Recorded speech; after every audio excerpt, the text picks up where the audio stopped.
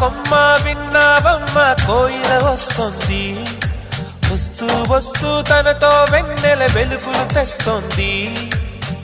ఏవమ్మ మరుమల్లి తోరణాలు కడతావా, చిలకమ్మ ఎదురేగి స్వాగతాలు చెబుతావా, పూల పొదరిల్లేరా రమ్మందని.